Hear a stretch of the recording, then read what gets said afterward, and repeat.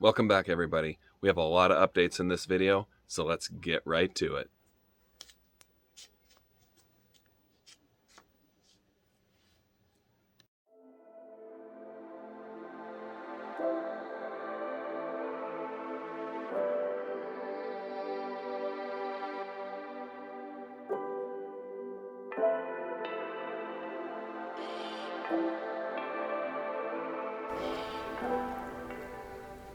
Okay, we'll start with a quick walkthrough of the basement.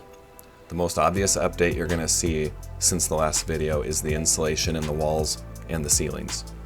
The insulation I use for the ceilings is Owens Corning Thermofiber Fire and Sound Guard.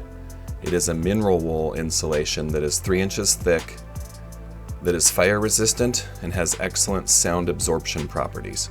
This stuff is really dense, and I can already tell the difference in sound when people are walking around on the floor above the basement.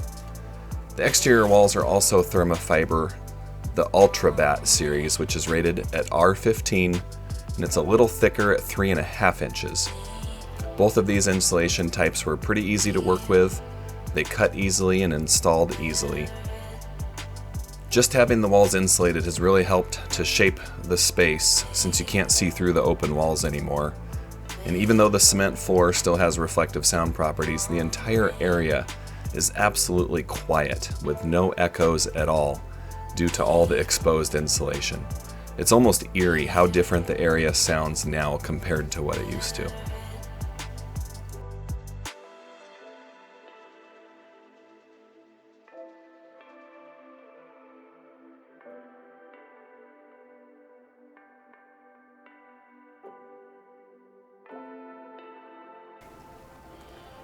The rear wall hasn't changed a whole lot since the last update, other than being fully insulated now. The outlets are done above the projector box.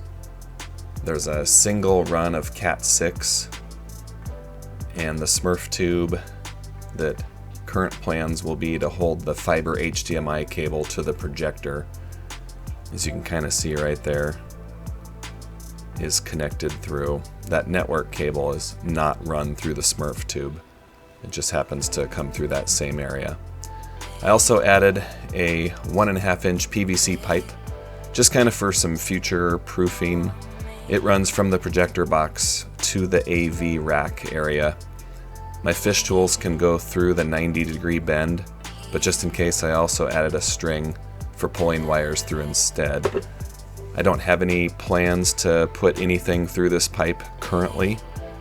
Again, it's just kind of for some future proofing if I ever need to get something to the projector box.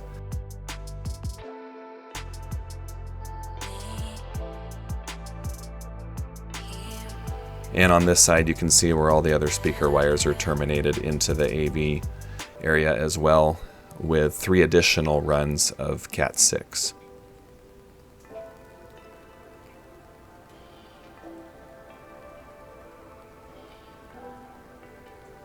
At the bottom of the rear wall, you'll see 3 separate speaker wire runs that will eventually go to 6 bass shakers, 1 for each of the 6 seats.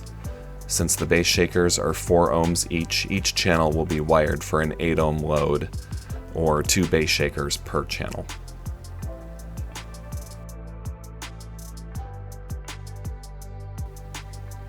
I also pre-wired the rear wall for 2 additional surround channels, making it a 7-dot system instead of the current 5-dot system.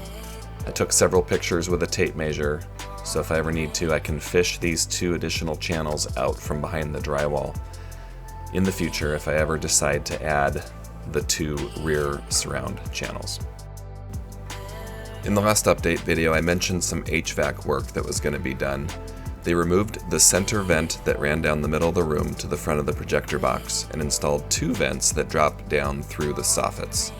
The work turned out really good, and I'm positive the airflow won't be a distraction to the rear seating row now.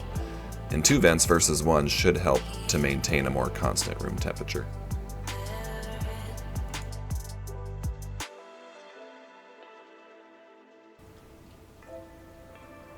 These 2 soffit vents direct the airflow towards the front and rear wall now, and not directly down on top of the rear row of seating.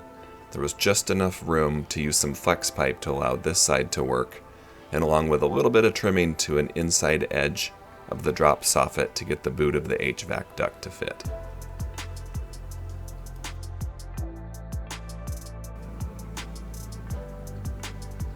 The front wall and ceiling had been insulated with the fire and sound guard insulation. The front main speakers had been trimmed and fit, ready for drywall. I will be removing all the speakers here shortly and using plastic to seal off the subwoofer cavity for the drywall installation and finishing. The two SVS PB1000 subwoofers have been added, and the foam is finished at this point inside of the subwoofer cavity, or at least until drywall is done.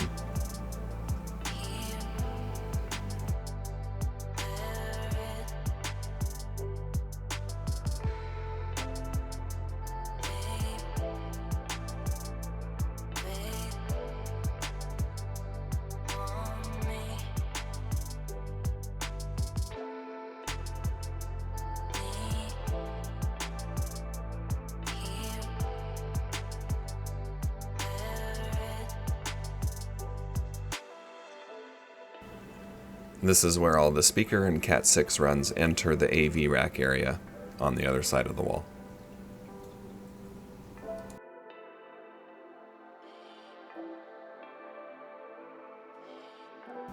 This is the bar area progress. This area also had some HVAC work done. A register vent was added to this area to help with overall room temperature control. There is one more vent at the bottom of the stairs opposite of this vent that was pre-existing, but the HVAC company agreed that another vent in this space will only help. And after finalizing the cabinet design for the wet bar, I was able to place the electrical outlets and plumbing in their appropriate locations. Here's a quick sketch of the bar cabinet design. I pre-ran wire for under and above cabinet lighting, so fingers crossed that all the measurements that I was supplied with actually line up for the cabinets themselves when they get installed. The wire I used is a 4-color RGB extension cable made for LED strips, and I purchased that from Amazon. From that lower electrical box, there's 2 separate runs of extension cable. One goes all the way to the bottom to go across the entire lower cabinets. The other goes up and connects to the 2 upper cabinets, which will have LED strips both above and below them.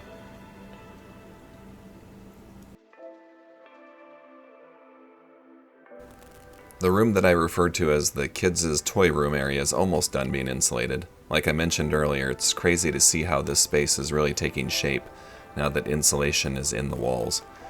This is the last bit of insulating that still needs to be done. Then starting June 1st, the drywall will start going up. And that's about it as far as updates go for this video.